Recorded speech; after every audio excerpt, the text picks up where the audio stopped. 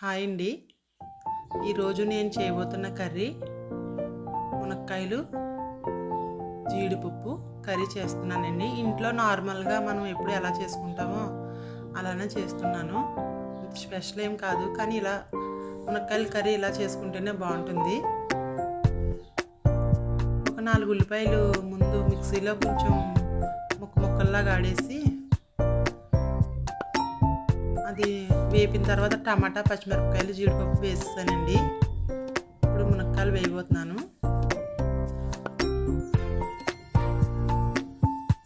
మునక్కాయ ముక్కలు వేసిన తర్వాత ఇలా మరి పెద్దగా కాకుండా చిన్నగా కాకుండా కట్ చేసుకుంటేనే బాగుంటుందండి. మనం తినడానికి వీలుగా ఉంటుంది.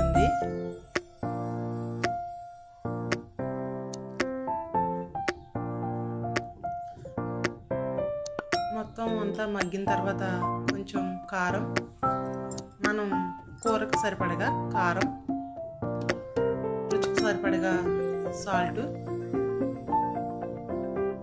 వేసి మొత్తానికంతా ఒకసారి కలిపేసానండి.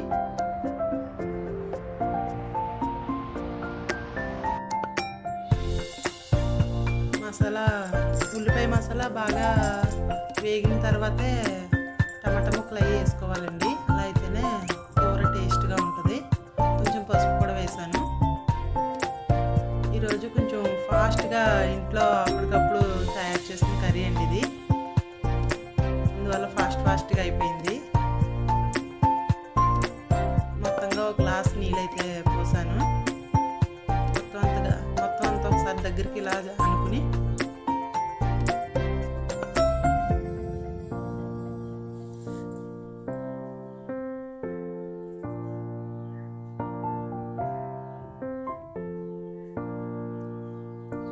మొత్తం అంతా కలిపిన తర్వాత మూత పెట్టుకుని కొంచెం సిమ్లో పెట్టి మంట ఉడికించాలండి.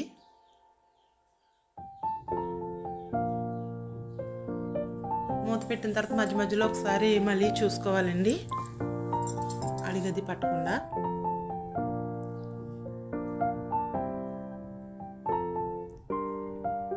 ఇంకా కొంచెం వాటర్ లాగే ఉంది. టైంలోనే ఉప్పు కారం అన్నీ సరిపోయినాయో లేదో చూసుకోవాలి. మునక్కాయ కర్రీ అయితే ఎంత బాగా చేసినా అంత టేస్ట్గా మాకు అనిపించదు, కానీ ఇలా అయితేనే మాకు నచ్చుతుందండి. వేడివేడిగా అప్పటికప్పుడు తినేటప్పుడు అయితే ఇలా చేసుకుంటేనే బాగుంటుంది. ఉప్పు అది సరిపోతుందో లేదో చూస్తున్నాను నేను. టేస్ట్ మాకు కరెక్ట్గా సరిపోయింది.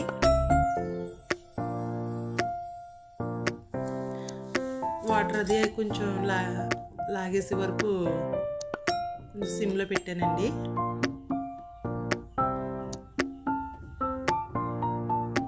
నేను కొత్తగా చెప్పడం ట్రై చేస్తున్నాను, అందుకే వాయిస్ సరిగా రావట్లేదు. కొంచెం భయం ఎక్కువండి నాకు చెప్పడం.